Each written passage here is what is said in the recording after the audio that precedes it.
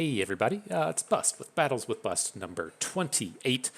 Today we're going to bring you some Jarvan and some of his Yeti friends. And so, as we saw in Expedition, we love to play Yetis out there. It was one of my favorite deck archetypes to bring to the battles.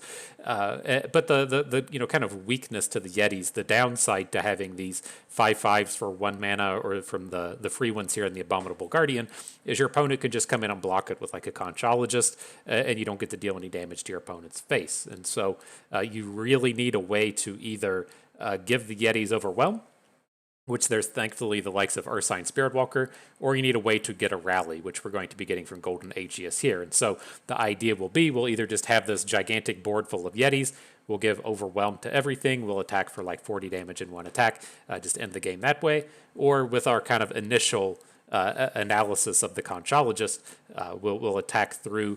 Our opponent will block with Conchologist, we'll clear out their board, all our dudes will all survive because they're so big, and then we'll make a Golden Aegis attack afterwards and hopefully chunk in the rest of the damage. As far as these other kind of incidental cards, we are playing this Freylord early game package that's extremely strong between the Ruthless Raider, the Tusk Speaker, and the Troll Chant.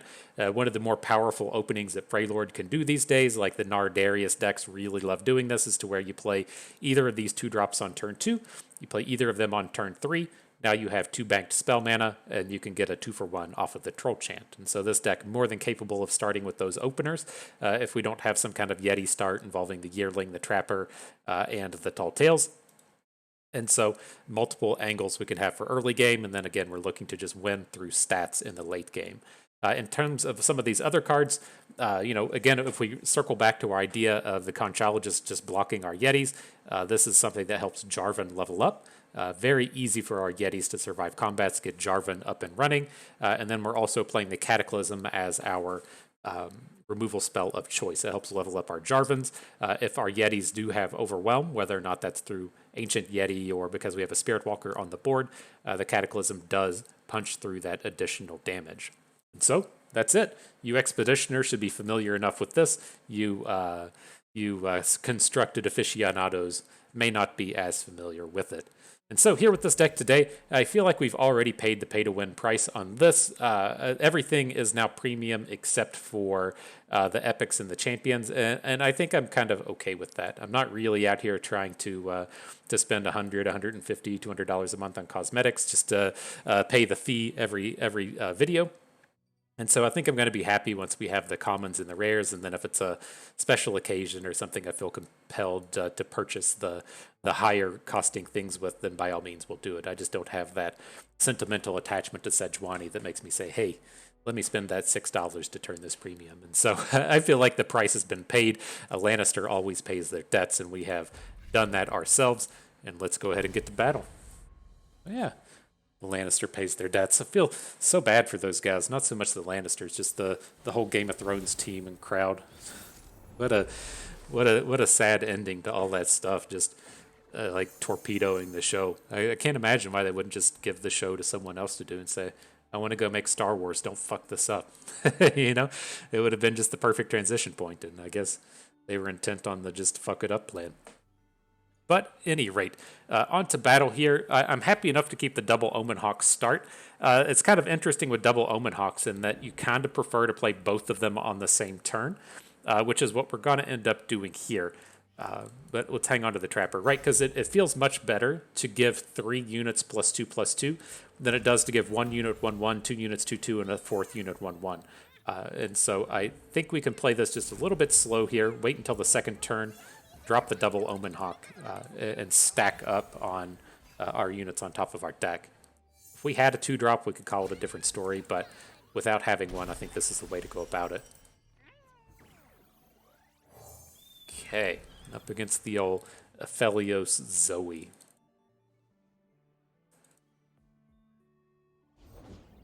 Okay, everyone's 1/1s can get to battle.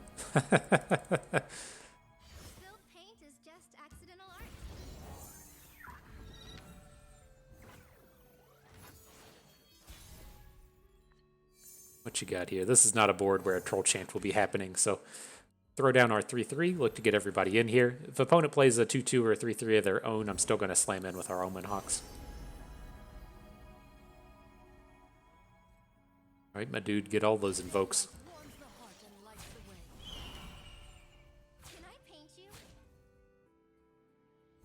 Looks good.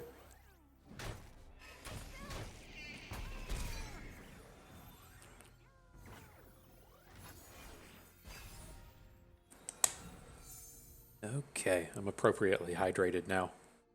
Let's get to slamming. The Zoe's getting a little annoying. We don't have tons of interactivity in our deck to deal with this. It doesn't feel like a space where I want to be just troll chanting to prevent her from getting the star chart.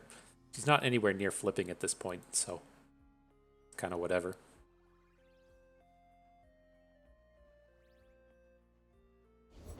So we'll see what we pick up here. The Enraged Yeti, I wasn't tracking our draws that quickly, but it should be turning up. Like, we might be looking to make the Golden Aegis attack next turn. I was kind of considering just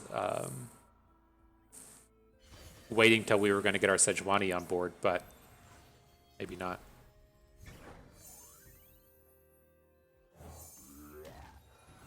Let's see if he picked up that 3 damage and sends it right at the Trapper. It's not like horrible if he does. It's not something I would be completely opposed to troll chaining out of. Interesting. Goes for the lifesteal one. Okay. Well, here's the squad. We will resist. Back, heretic. Believe or burn.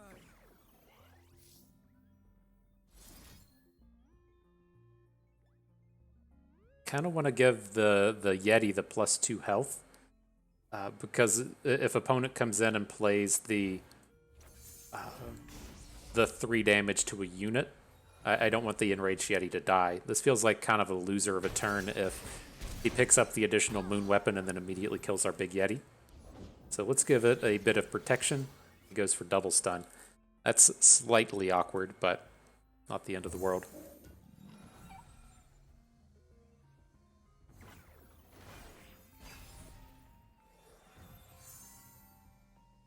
And the Spirit Walker. He's got some big stats. It's a little unfortunate we can't get the Plunder with him, but whatever.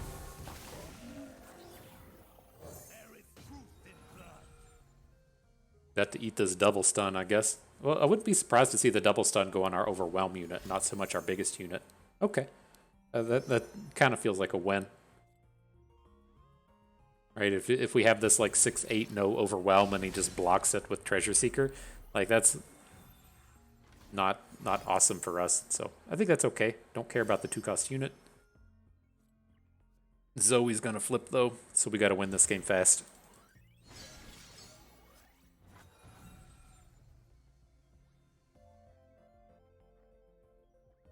So it could be a problem. Like the star chart he has in hand is a little scary.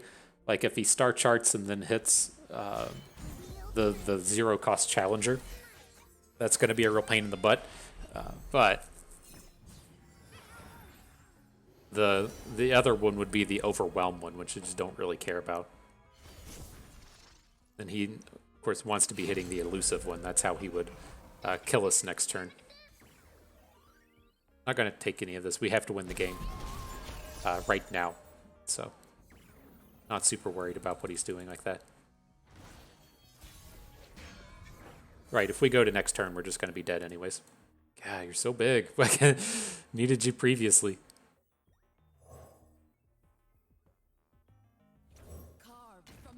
And there's no reason to come in and take down the Zoe, right? Her ability's permanent. Right, when I level up, grant your Nexus the ability, so it's not like we can hook down Zoe and keep her from giving his whole team. Oh, fuck. Okay, well, we might be able to do something next turn, but that is pretty abysmal.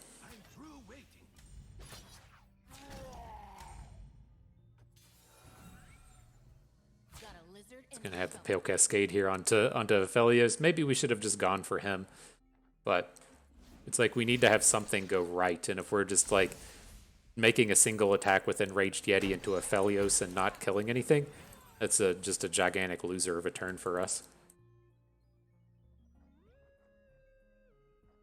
You pick up is the 3 damage to a follower one. Yeah, lose our Yeti. It's not the end of the world. We could follow up with another unit, but kind of sucks.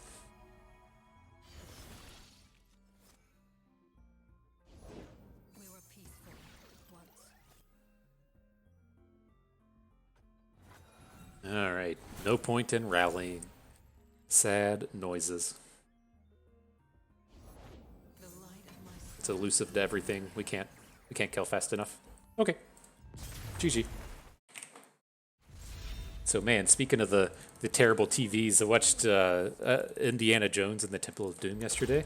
God, that movie was wasn't like terrible, just was not good. It's like I have such fond memories of those. As I was a kid growing up, we spent a lot of time in front of the TBS. That was a channel on cable. If people are familiar with what cable is these days, it's the way people used to view television content before Netflix came out, and and so TBS would always play this like cycle of movies on the weekends. They would play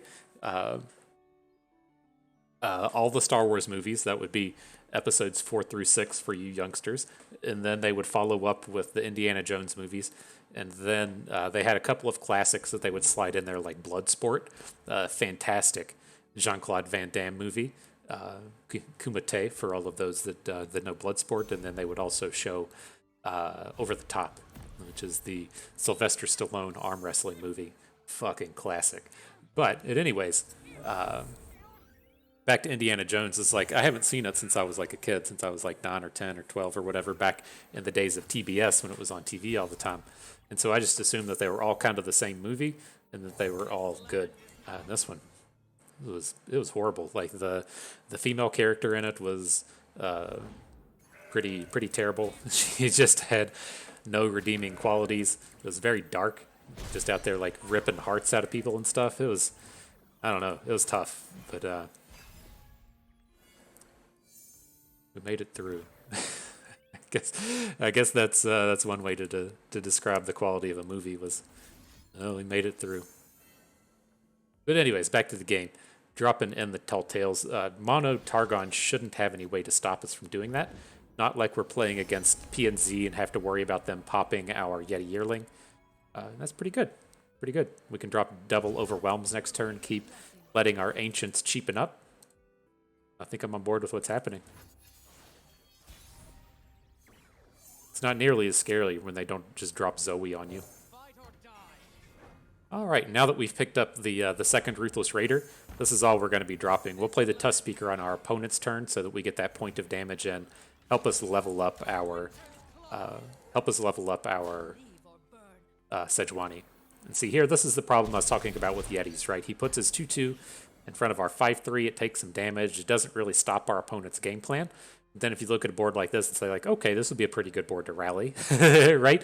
He's put all of his blockers in front of our Yeti, prevented all the damage to him, just dealt some incidental damage to the Yetis, and then the rally is what lets you come in and do some crushing afterwards. Sure. Haven't seen that guy in a while. I haven't had to explain to anyone why that card's just garbage in a while either. So I used to run into people that would follow the expedition content and have to keep asking why Messenger's Call was garbage. It's just not worth a card, right? It's not worth the, like, how many of those dogs do you have to draw and how quickly do you need to draw them for it to be worth spending a card and a mana just to improve the quality of your deck? Now, if you have some kind of like build around the dog bone or whatever it's called, and there's enough support for those kind of things, then sure, by all means. But whatever this guy's doing, probably just not worth a card for the Messenger's Call. But I don't know. He's playing Aphelios and has like 1,000,000 cards in his hand. Maybe it is worth it.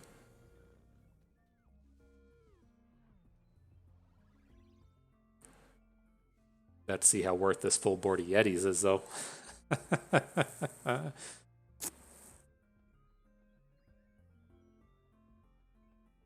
But no, in the Temple of Doom, that's the one we were watching. I felt so bad for the female character. It was like, I guess it was still in that era in the 80s when like women weren't allowed to have any redeeming qualities beyond their attractiveness, and it was just like she just sat around and bitched throughout the entirety of the movie. She must have said she broke a nail like at least 14, 15 times. She has apparently more than 10 of them, or she's doing her fingernails multiple times throughout the thing. But it was brutal.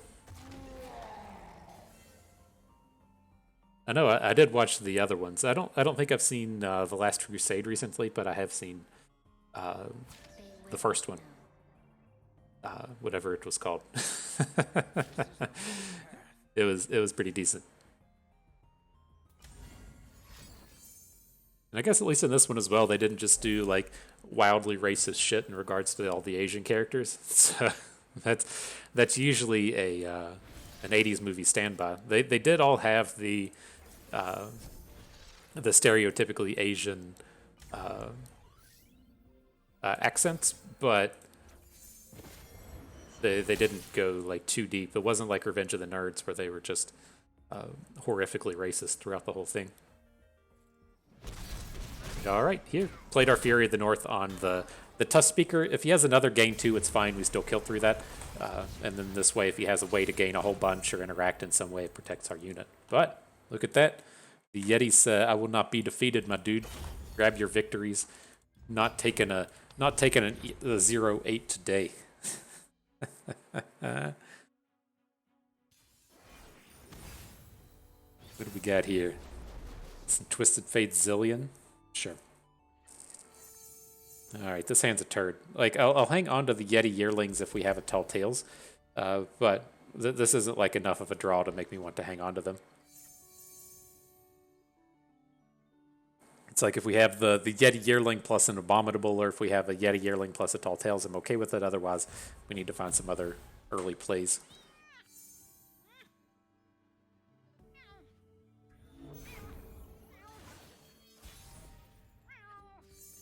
All right, Tusk Speaker, get to the party.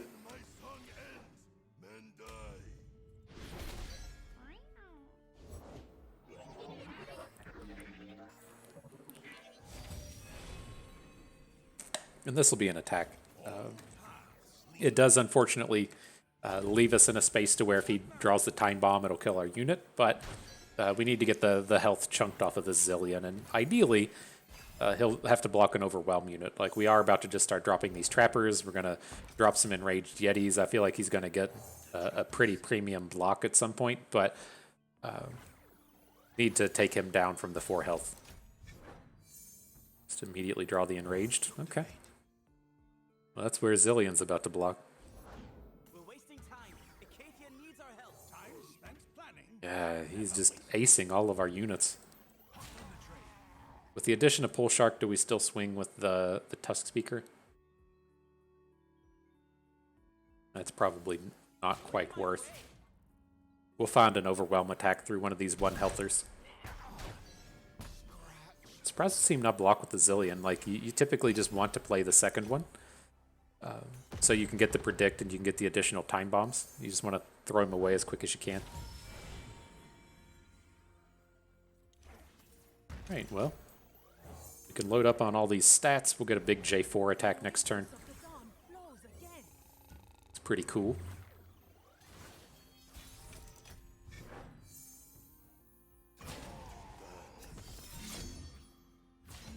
There he is.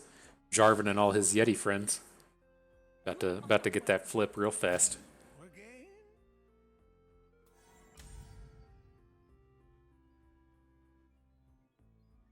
And we're super ready with the Golden Aegisuses.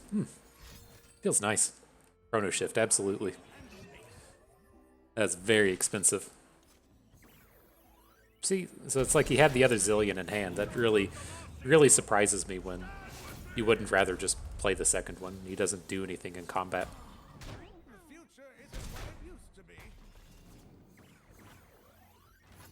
All right, now let's make a bunch of rallies. Feels pretty good.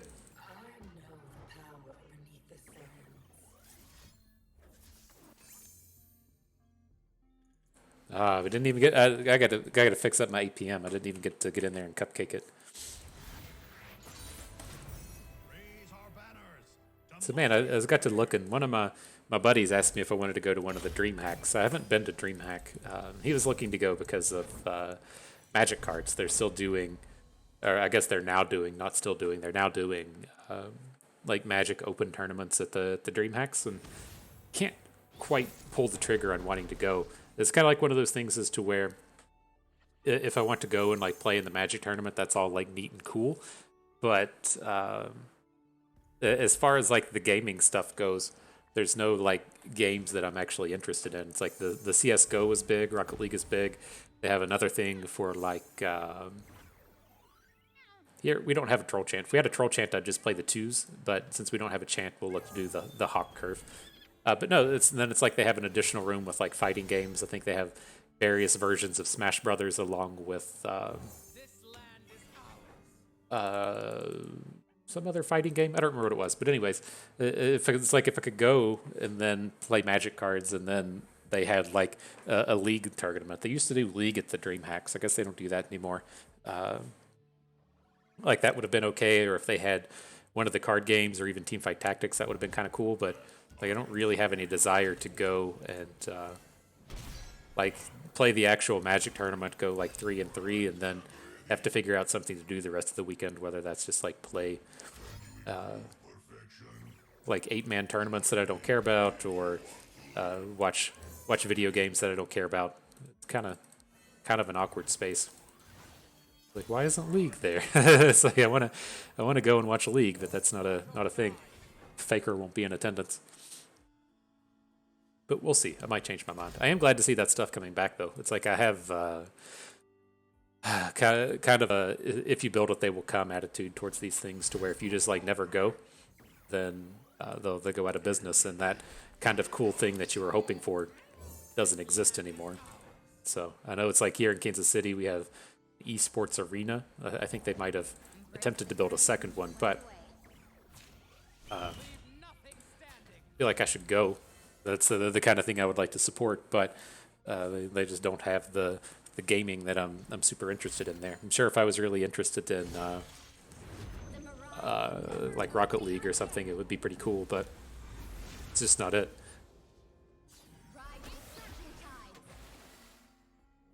All right, what's happening here? He's going to get at least one good block with the 5/4. That's fine.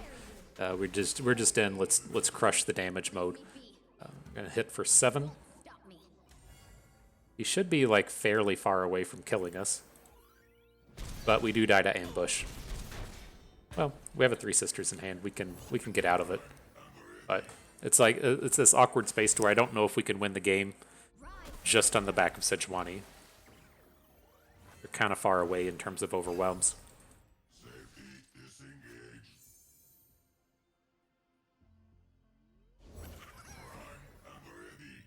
Okay, we can drop an Enraged. We'll still have the mana to play Flash Freeze if we need to. So if he drops the Ballistic Bot thing here and plays a...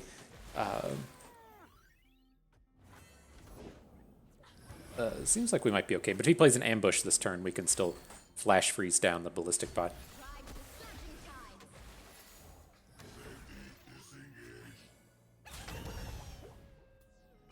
Takes us to 4. Time Trick should take us to 2.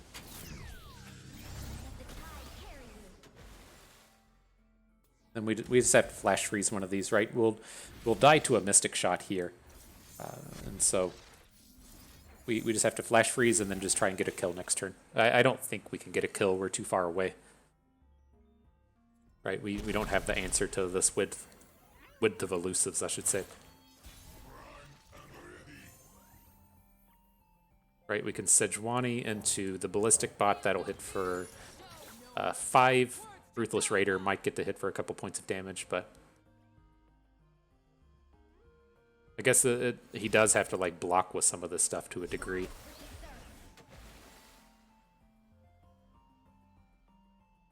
We can see where that gets us, but I think we're pretty dunzos this game.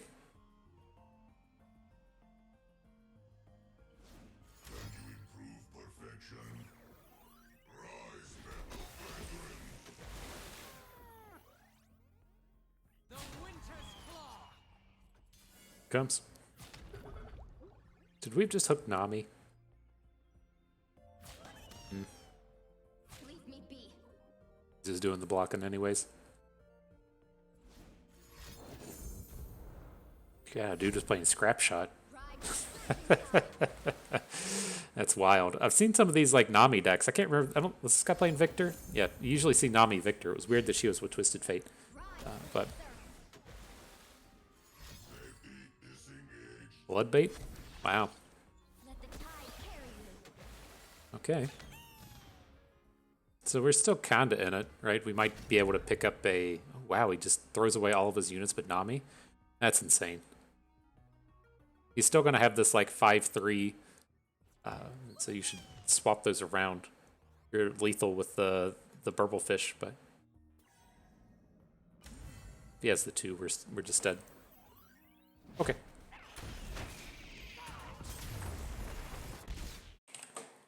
Interactivity, not our strong suit.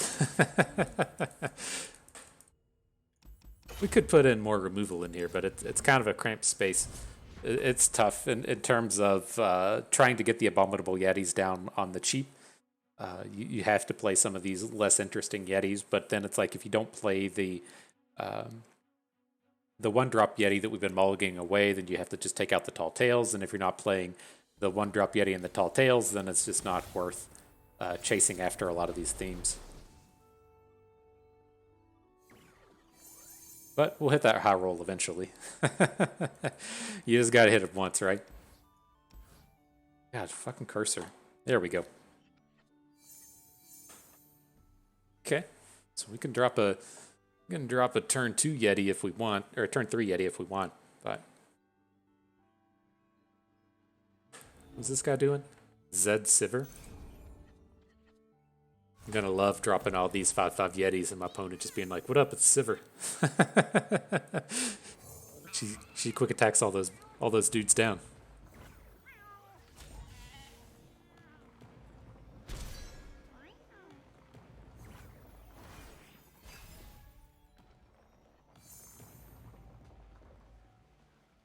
Did we just keep playing cards, or do we want to bank mana here? It's like I'm not entirely opposed to banking 2 here, playing the Trapper on 3, and then on turn 4 trying to play the Tall Tales plus an Enraged, but we still have the mana to drop this other stuff. Just we can't play Cataclysms if that's what ultimately our line is going to be. I think it's fine enough to just go ahead and start dropping these turds.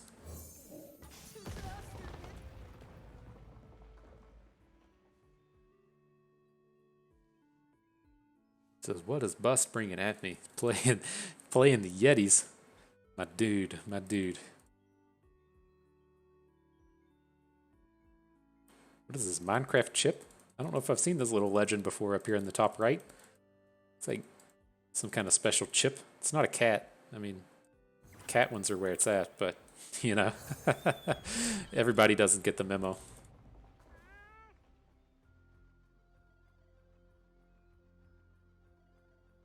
Alright, so he doesn't attack. We're pretty safe to just drop Tall Tales now. We won't cycle in the Yetis. It just feels pretty awkward to drop the Avarosian Trapper and then our opponent be like, oh, well, I'll just block with a Rockhopper. And so we at least get the bigger unit on board. He's going to have to do some work to take it down.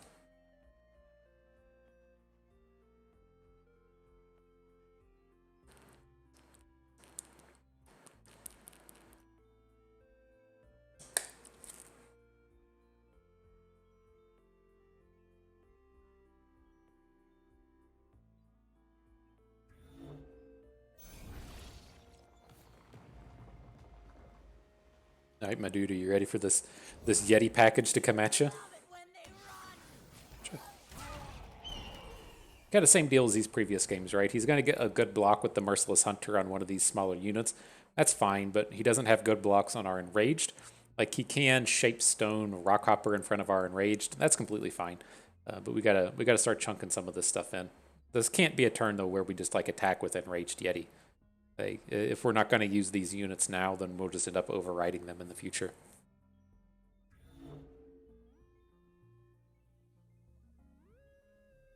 Out of my way. You're dead meat. Okay.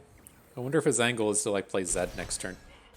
Like a Zed-based quick attack hook onto the Enraged Yeti.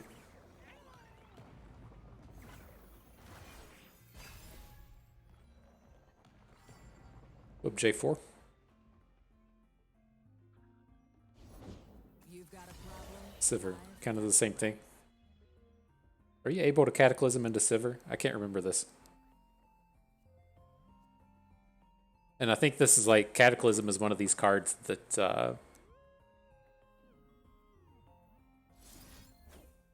that the Oracle's Eye doesn't really work on. Okay, at least works here. Can't pop through the spell shield. Okay, so it's a little bit more expensive than the Zed, but don't have an answer to it.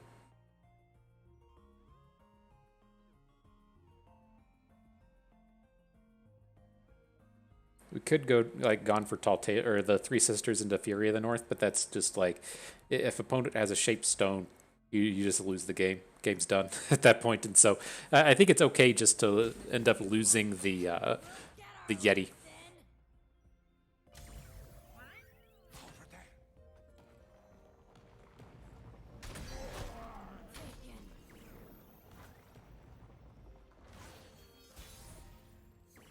What you got for a stack? This is not what we were looking for.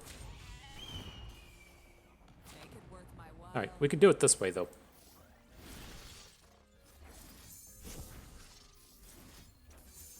This is a little different. This isn't a quick attack coming at us. A very good chance to just kill the Sivir off of this one.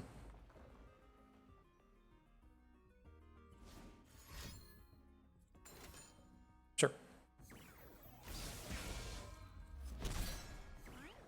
How close is she to flipping? She's got a ways to go, 14 damage to flip.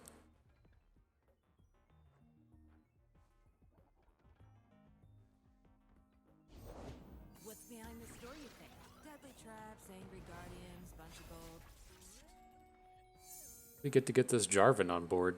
that's what it's all about. Next turn, my dude. Next turn. Any trouble on your way in? Nothing I didn't like. Out of the way! Step lightly. Danger pays. So he's only got 2 mana. The worst thing that would happen with this Yeti is getting quicksanded, which is okay. If he has the Twin Disciplines, we'll still survive out of this.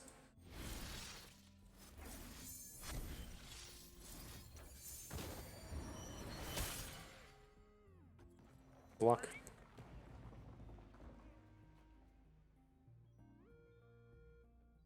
Twin Disciplines won't do it anymore. Right? No, she wouldn't have flipped anyways. Okay. Alright, here comes our boy J4. Get in there, my dude. My desert, my rules.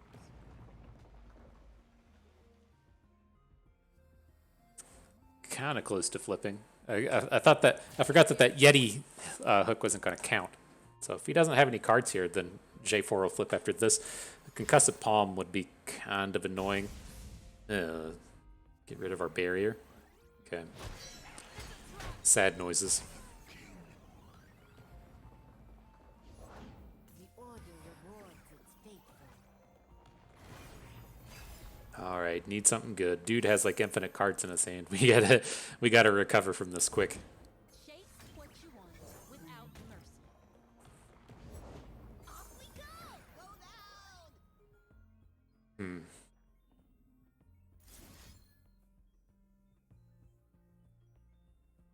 So sucks so much you can't cataclysm into a spell shielded unit.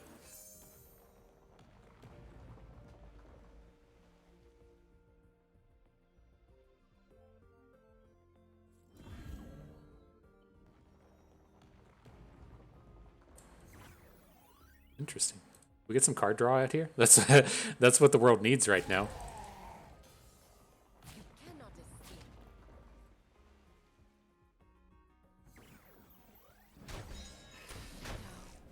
All right, you gonna come back and make a quick attack hook with the Ruin Runner? Sure, no blocks. Let's see how poorly this goes.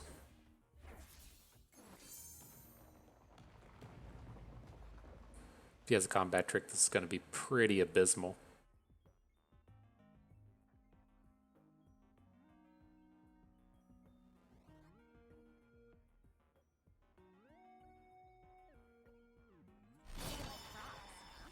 All right. Challenge has happened. Incoming Twin Disciplines. The Absolver, sure. Same thing. That's fine.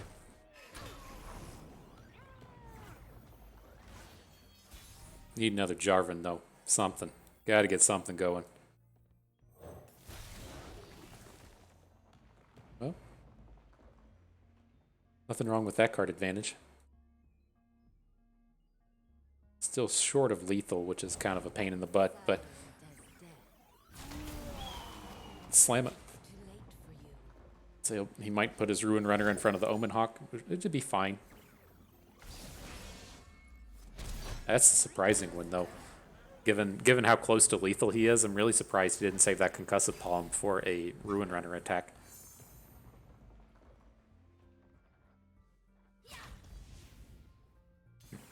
Interesting.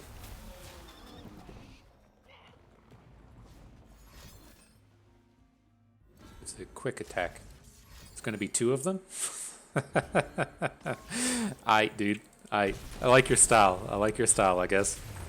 I haven't seen the double attack in a long time. It's been since the era of Zed for the Flurry of Fist to come about. Apparently, Riot deemed it to be not fun to just be playing Young Witch Zed elusives with ghosts and Flurry of Fists, so they nerfed it a little bit. But in my opinion, there's nothing wrong with that stuff.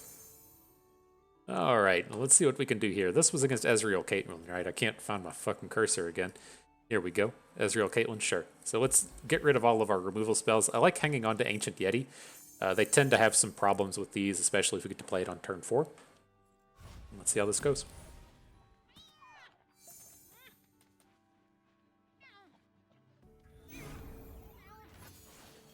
Ruthless Raider says, ready to eat all the flashbang traps. Say I'm tough, bro. I'm tough. I'm ready for it. Sure. Rip Ruthless Raider. Maybe your friend will do the same thing, though. Eat all the traps.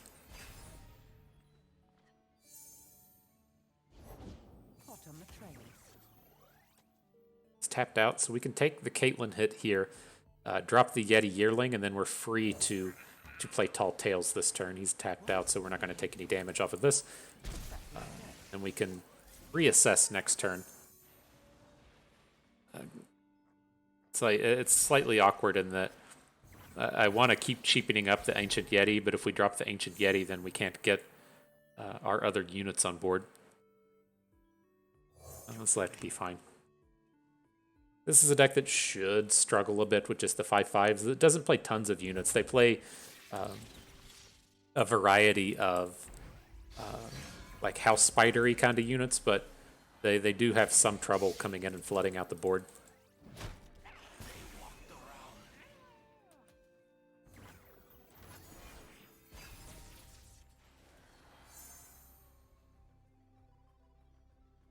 Let's attack with Caitlyn. It's a pretty scary attack for him. Like, you can be ready with like a Piltover Peacemaker or something, but you're not like super happy if a unit gets thrown in front of her.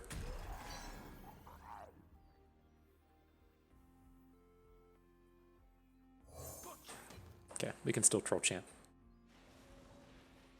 Scoping the area.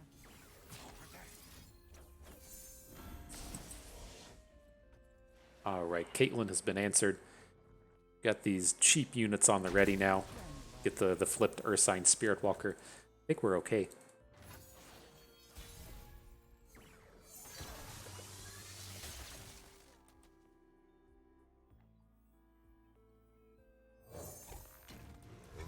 It is slightly awkward with these Spirit Walkers and not having the ways to deal damage to your opponent on their turn. We just have the one unit these days, and so kind of sad for him. But we should be safe to get our Tall Tales down now. I can't imagine they have a great way to deal with both of our Yetis.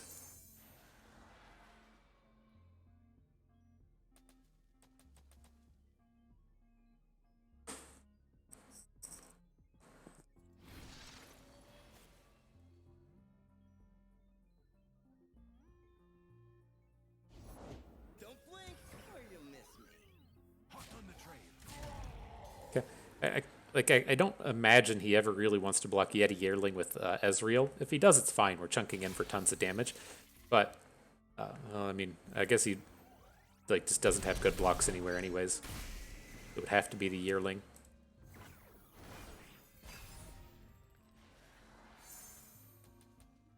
One shot, all skill.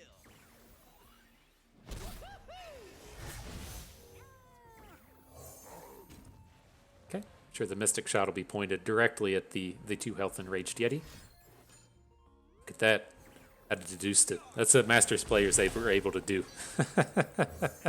And we'll just go ahead and drop the Spirit Walker. We're going to be opening next turn. And I don't think we're going to get the Overwhelm on board. A little unfortunate, but is what it is.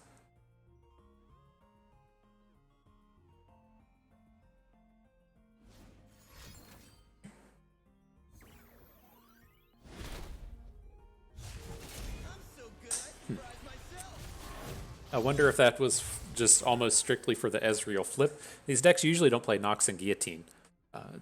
So I don't think we're going to have to run into this space to where he's going to just like guillotine us in the middle of combat. That was a Ravenous Flock that he was thinking of dropping in and pulled back on. But I don't think we can give him the chance to play slow spells, right? If he gets the chance to play Tri-Beam and Probulator, this turn is just a complete disaster. So I assume that he's going to Ravenous Flock something. Wouldn't be surprised to see him have a Scorched Earth for another Yeti. And then, so say he takes down our 2/5 attack Yetis. We're only getting in for like 4, 7, 8. Kind of a struggle. Really need a rally.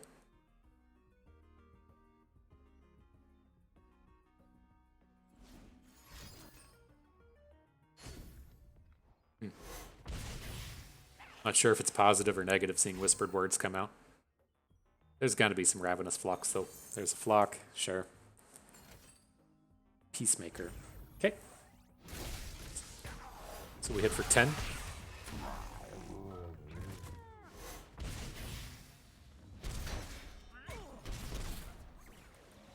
Got him to 3.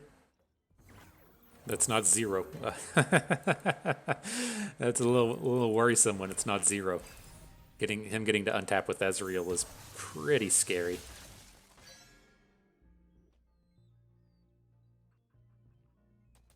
Probably dead this game.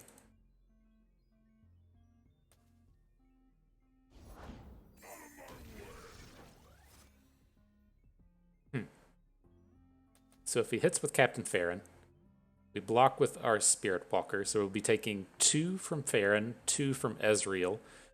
That's going to take us to 7. And then he has Mystic Shot after the fact, which would take us to like 3. It's trying to determine if we can play the Tusk Speaker. But as we like go into next turn, and he has 2 blockers, I think we just have to play it.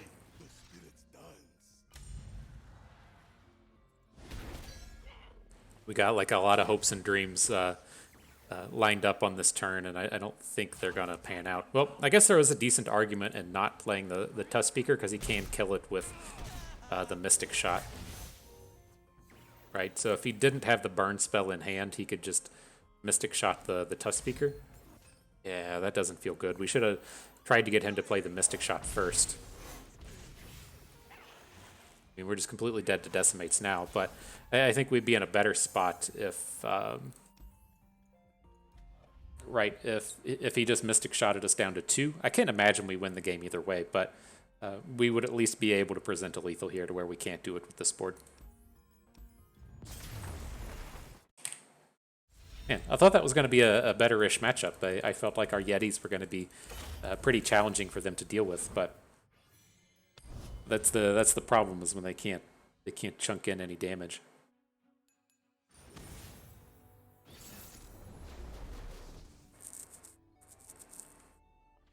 Okay, the Donger of Felios.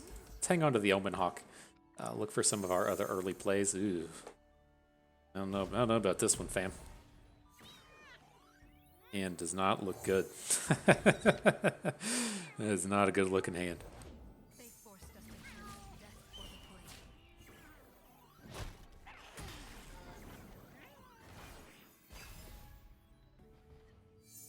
Uh-oh.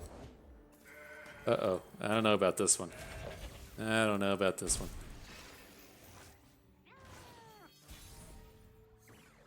Okay. Not as exactly fun and interactive as one could have hoped. At least it wasn't our last one. I'm still going to count that as a game. Let's go ahead and jump into our game number 8, though. See if we can't have an exciting one.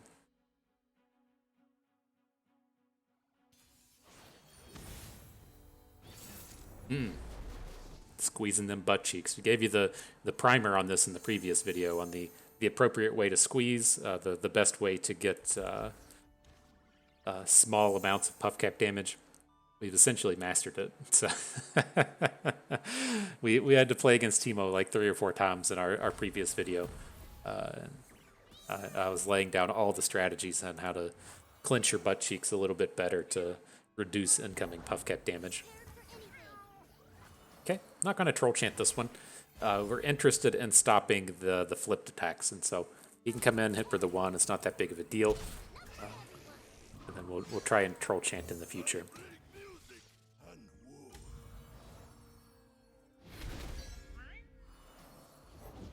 Zon taught me to never let my guard down. Okay. A warrior needs a drum beat.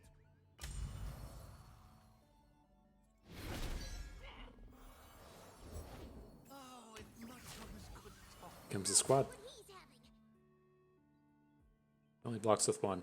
I'll let it go. If he blocks with both, then I will troll chant this turn. Okay.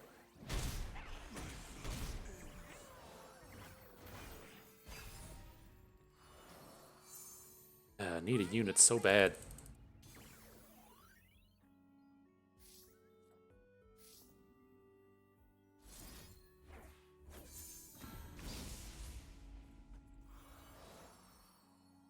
It's okay, we'll 3-bank.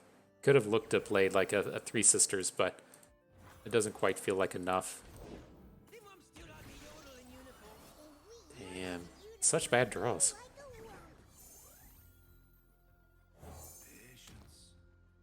So we can do the Trapper. We're gonna have to look to like get a 3 sisters into the Chump Wump. God, that just seems so bad. Right, if we attack, he blocks with the Chump Wump. We may or may not get some damage in. I think we have to just like save the 3 sisters for Teemo and look to do a Entomb. Then maybe like Sejuani plus Rally next turn will give us enough time to get something on the board. And then we may run into this space to where if he just plays a bunch of shit before he attacks, and we might get to Frostbite Teemo. But the thing to really watch out for here is you can't Frostbite Teemo on the level 1 side, because then he just grows into level 2 and it's a problem. I'm just going to flash freeze this. So I want to have enough mana next turn to both play Sejuani and Golden Aegis, so we need to full bank 3. Shouldn't have any ways to give this plus attack. If he comes at us with a ambush or something, stress defense, I mean, sure. That's the downside to this angle, but I'm never playing around stress defense. That's not a card I've ever seen come out of these decks.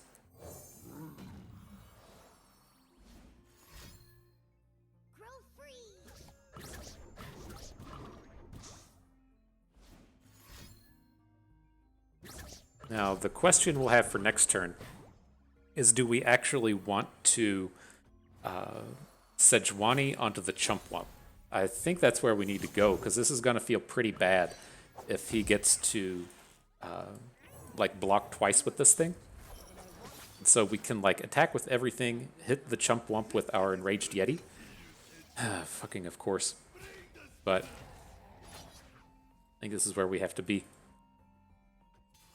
And then we'll try to do a Golden Aegis this turn. Hopefully we don't die to all the puff cap damage, and then we can get another Golden Aegis next turn. But like this would be completely reasonable. Fucking stress defense, wow. I guess so. I guess that boomed us today.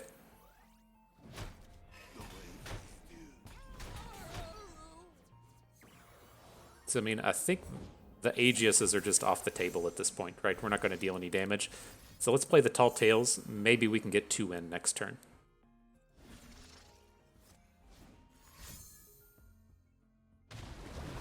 Right, because it... Okay. Okay. Just playing the Otterpuss as well, and that's a thing, I guess. I'm just at kind of a loss for words. Like, we could have like realistically still won the game this turn, right? If we got to, you just take the 2 from Teemo. They have to play some kind of card draw for it to be relevant, and then if we get to double Golden Aegius, we can still get a win. But I'm not super confident in that now that he's aced us at literally every angle. But that's a game. This is just like when you're playing a Magic tournament and you decide to be the guy that brings Dredge. You know, you're like, okay, I'm gonna play Dredge today, and then you just play against that dude that has Rest in Peace in their main deck, and you're just like, okay, like I don't know what happened to you in your life to where you decided that main deck Rest in Peace was worthwhile to bring to a tournament, but you know, someone scarred you deeply and you decided to do it and you fucking boomed me. I guess that's the way life goes sometimes. And that's exactly how that game was. Is like, he's been playing against Victor Riven. He didn't realize that, people play the Teemo deck because it's really strong against the Sundisk. And he was just like, man, I have to have something against Victor Riven. I want to take my 30% matchup up to a 33% matchup. And then he just fucking boomed us with it. But nonetheless, hey, he was the one that got the victory and we didn't. So anyways, that was the J4 Yetis. I felt like it was kind of a fun one to bring to the table and a fun one to bring to the party. In terms of getting stuff going with all of these Yetis, it feels fairly awkward. We need something else to kind of like tie it all together. And I'm not sure where that would stand. Like, I'm curious as to what Riot has in mind in the future for Yetis and what they'll have come to the table. We did see, the initial set had all of the spiders in it, all of those Elise cards, and then I think that the Rising Tides had 0 spider cards, and then maybe the Targon set had like 2 or 3. And so where do things stand in seeing more Yetis? I don't know, but something new is going to have to turn up for these to be a real deck. And so that was kind of the downside. I do think that they're pretty fun. You have like a lot more time in Expedition to get these things going. And these draws to where you play like Trappers on turn 3 and turn 4 are much better in Expedition. You just playing out on curve and then it being like turn 6 and you get to drop a Enraged Yeti and then like the 4/5 Overwhelm or something. That's a pretty powerful line in Expedition, but not so much here. And so I think if there's like a cheap one, like another Yeti Yearling style card, then a lot of this stuff can really pop off. But you can't be having these games to where it's like, well, I'm just going to mulligan away Yeti Yearling because I don't have a Tall Tales, or I'm going to mulligan away Yeti Yearling because I don't have an Abominable Guardian. Like, if your deck has a 1-drop in it and you see a hand to where you just don't want that 1-drop, you're doing something wrong. And so I think in terms of what exists now and what is out there now, you're just kind of stuck with the Yeti Yearling if you're really going to be try-harding to get the Abominable Guardian going. But yeah, that's kind of a tough space to be in. But with this deck, I do still like a lot of the concepts that are going on here. It's not to say that there will never be a meta where this will work. I think this could be kind of tailored around and work a little bit better. But we did call out the big problem with this deck in that you get these 5/5 Yetis on the board. Your opponent just blocks it with a Conchologist or a Pharaoh's Financier or a House Spider token, whatever. Take your pick. That's like what we're expecting. That's what we're saying. Like, hey, this is where my deck is weak, and I need to find a way to make that not a problem. And so the way to make it not a problem is you either give your units Overwhelm, which we wanted to do with the Spirit Walker. It wasn't the most efficient way to do it. I wish there was a better way to get the Overwhelm onto our Yetis, but that is answer number one. And then the second option is getting rallies, which I think was a little bit stronger here. I think if you're really intent on running around with this archetype, you'll just cut out the Spirit Walkers, maybe add in an additional Jarvan, or just try to do stuff with like Relentless Pursuits so that you can get those additional attacks in. But, one of the two. You have to be doing one of the two to make these Yetis reasonable, or otherwise as it is. You can see those boards. We'd have a completely full board. They would just pick and choose where the blocks were going to go. We wouldn't actually deal any damage, but we would completely clear out their board. And so you have to have the rally to make that board clear work. But the other thing, I did like the Jarvan. It is nice to be able to get the big open attacks with him. We do have a lot of units that can just survive stuff based on their size, and I think this is another interesting way to kind of take advantage of the Yeti's mass when they can come in and get those attacks in when we know that opponent's just going to block with small units. And so it is a nice, kind of thought exercise to figure out how to make them good. I think that they really just need like another 2-drop or another 3-drop Yeti before it becomes more of a real deck. I don't think it's a real deck as it is. But nonetheless, had fun. I thought that was a good set of cards, a good set of games, good time. I hope you all enjoyed it as well, because that is going to do it for us today. And so, hope everyone enjoyed the video.